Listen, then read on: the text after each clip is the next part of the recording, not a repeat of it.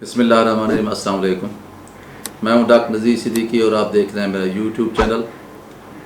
नाज़रीन इकराम, 4 अगस्त को लबनान में जो धमाके हुए उसके नतीजे में वहाँ जो बहरान पैदा हुआ है, जिस तरह वहाँ लोग बेघर हुए हैं, ज़ख्मी हुए हैं, इमारतें तबाही व बर्बादी का शिकार हुए हैं और अभी तक लोग शदीद खौफ और हरास का शिकार हैं। लोगों का एहतजाज वक्त गुजरने के साथ साथ बढ़ता जा रहा है। धमाकों की वजह से लोगों के एहतजाज में यकीनन इजाफ़ा हुआ है, लेकिन हुकूमत की कारकर्दगी की वजह से, नाकिस कारकर्दगी की वजह से लोग पहले ही इस हुकूमत से शदीद नालां थे। करप्शन, मिसमैनेजमेंट और भी बहुत सारे ऐसे इल्ज़ामात थे जो इस हुकूमत के साथ मुंसलिक किए जाते थे।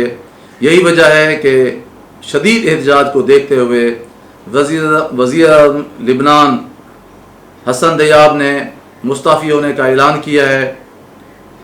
बहुत सारी ममालिक लिबनान की मदद को आ रहे हैं, डोनेशन दे रहे हैं, लेकिन लोगों की बेचैनी कम होने की बजाय बढ़ती जा रही है और इस बेचैनी को मज़ीद हवा इसराइल दे रहा है, अपनी पॉलिसियों की शक्ल में, अपने हमलों की शक्ल में, अपनी डिसइन्फॉर्मेशन की शक्ल में। अब भी लोग ज़ख्मों से चूर हैं और अस्पतालों में जगह नहीं है, जिसके बायस लबनान का बहरान मज़ीद पेचीदा होता जा रहा है। उधर इसराइल में भी अब हंगामे शुरू हो गए हैं, जिसकी वजह नेतन्याहू की करप्शन है, या उसका कोरोना को मैनेज ना कर सकना है, या वहाँ बढ़ती हुई बेरोज़गारी और गुर्बत है। और अब लोग नेतन्याहू से भी, इसराइली वज़ीर-ए-आज़म से भी गो बैक के नारे लगा रहे हैं, मुस्ताफ़ी होने का मुतालबा कर रहे हैं। लबनान और इसराइल की इस गैर मुस्तहकम सूरत हाल के साथ साथ खलीज में पहले भी तबाही व बर्बादी का एक मंजरनामा चल रहा है। लीबिया की सूरत हाल, मखदूश सूरत हाल, तबाही व बर्बादी की सूरत हाल दुनिया के सामने है, जहां मुख्तलिफ ग्रुप्स आपस में दस्त बगिरबान हैं, लड़ रहे हैं, खाना जंगी किसी कैफियत है। इराक़ की सूरत हाल भी आपके सामने है। शाम में हुकूमत के सामने मुख्तलिफ मुसल्लह गिरोह आपस में लड़ाई में जुटे हुए हैं, जबकि मुख्तलिफ आलमी क़ुव्वतें भी शाम की सरज़मीन पर एक दूसरे के आमने सामने हैं। यमन में भी ये सूरत हाल है कि जो मुसल्लह गिरोह हैं उन्हें ईरान की हिमायत हासिल है, जबकि हुकूमत की मदद वहाँ सऊदी अरब कर रहा है। तो अगर देखा जाए तो पूरे खलीज में इस वक्त जंग की सी कैफियत है।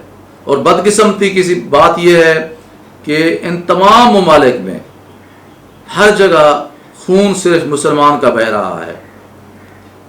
अगर आप खलीज के अवाम की बात पूछें तो अवाम खून के आंसू रो रही है, लेकिन बदकिस्मती से वहाँ जो हुकूमतें मुसल्लत हैं वो उनको अवाम की ख्वाहिशात का तर्जुमान नहीं कहा जा सकता, क्योंकि वहाँ बादशाहतें हैं, वहाँ जो है वो आमरियतें हैं,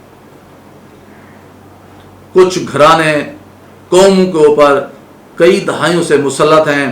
यही वजह है कि ये लोग न सिर्फ अपनी अवाम की तरक्की में रुकावट बने हुए हैं, बल्कि मिल्लत इस्लामिया की जो यकजहती का जो ख्वाब था उसको भी इन्होंने मुनशर करके रखा हुआ है।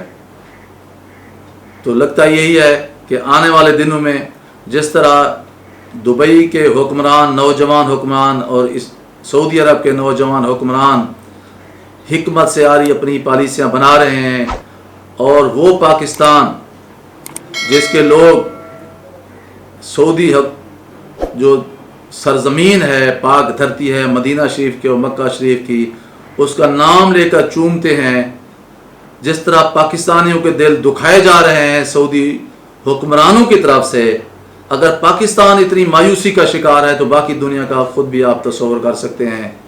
तो आने वाले दिनों में ये खलीज जो है ना एक तबाही के दहाने पर खड़ा हुआ है, اور وقت گزرنے کے ساتھ ساتھ یہ تباہی مزید بڑھتی ہوئی نظر آ رہی ہے، جس کی لپیٹ میں تقریباً سبھی عرب ممالک آتے جائیں گے، جس کا نقصان حکمرانوں کا تو ہوگا ہی، لیکن سب سے زیادہ تکلیف وہاں کی عوام کو ہوگی، جو پہلے ہی کئی دہائیوں سے اپنے ہی حکمرانوں کے پالیسیوں کی وجہ سے غلامی کی زندگی گزار رہے ہیں۔ دوستو، آپ سے گزارش ہے کہ میرے YouTube channel doctor Nazir Siddiqui کو سبسکرائب کریں، گھنٹی کے بٹن کو ضرور دبائیں اور اس ویڈیو کو لائک کریں اور سوشل میڈیا پر زیادہ سے زیادہ شیئر کریں۔ بہت شکریہ۔